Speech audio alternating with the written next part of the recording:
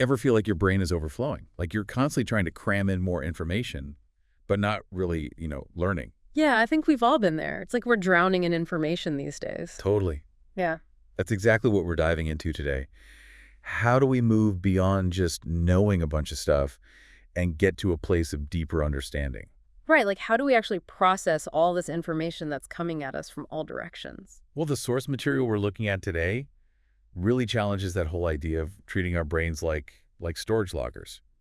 Interesting. So what does it say instead? It basically argues that we should see our brains more as processors, like powerful machines that can take in information, break it down, and help us make sense of the world. Oh, I like that. So instead of just cramming in more and more data, it's about making the most of what we already have access to. Precisely. It's like knowledge is everywhere now, right? Yeah.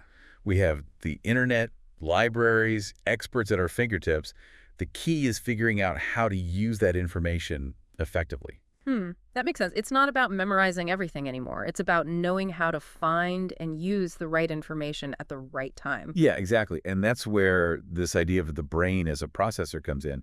Imagine your brain is like a high-powered blender. Okay, I'm intrigued. Go on. So we're constantly taking in information, right? That's like throwing all the raw ingredients into the blender, the fruits, the veggies, all that stuff. But if you just hit the on button without, chopping things up or adding any liquid, You'd end up with a mess. exactly, you'd have a chunky, undrinkable smoothie. And it's kind of the same with our brains. We need to be mindful about how we're processing the information we take in. So how do we do that? What's the recipe for a well-blended understanding, so to speak? Well, the source I was looking at really stresses the importance of focus. And I don't just mean like short bursts of concentration. Right, like trying to cram for an exam. Exactly. It's about cultivating a sustained focus that allows us to really absorb and wrestle with ideas over time. I think that's where a lot of us struggle. We're so used to multitasking, jumping from one thing to the next. We rarely give ourselves permission to slow down and just focus on one thing. Right. It's like we're constantly being bombarded with notifications, emails, news updates. It's tough to break free from that. It is. But the source makes a pretty compelling case for why it's so important. And they introduce this concept of intuitive critical thinking as a key to unlocking deeper understanding. Have you heard of that? Yeah, I found that part fascinating. It's not just about analyzing information logically, right? It's about engaging with it on a deeper level. Like connecting it to our own experiences and emotions. Exactly. It's about asking questions like, what are the assumptions here? Or Yeah. how does this fit with what I already know? Mm-hmm. But also things like, how does this make me feel? Mm-hmm. And what new possibilities does this open up? That's really interesting. It's about thinking critically, but also intuitively, using all of our mental faculties, not just our logic circuits. I think it's those moments when everything just clicks, like when you've been struggling with a problem and suddenly the solution appears out of nowhere. Those aha moments. Oh, yeah, I love those. I feel like those moments are almost magical, like a little burst of insight. They are.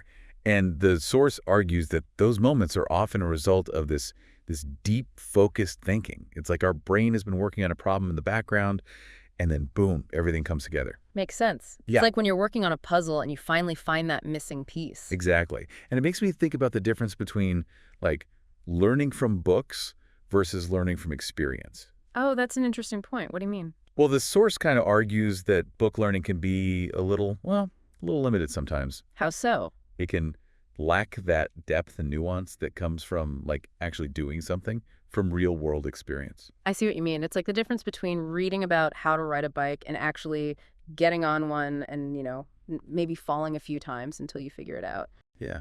Books can give us the theoretical knowledge, but it's through experience that we really internalize it and make it our own. I totally agree. So it sounds like it's all about finding that balance, right? Between absorbing information from different sources, but also creating opportunities to put that information into practice. Totally.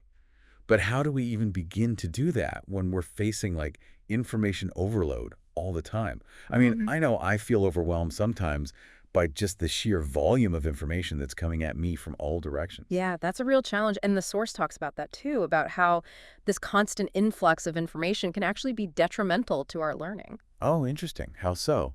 Well, it can lead to mental fatigue. And it makes it harder to focus. It's like trying to drink from a fire hose. You're just going to get soaked and overwhelmed. So what's the solution? Do we just like disconnect from everything? Well, that might be a bit extreme. It's more about being intentional with the information we choose to consume. Oh, okay. Like being more selective about what we let into our mental space. Exactly. Asking ourselves questions like, what do I really need to know to achieve my goals or to pursue my interests?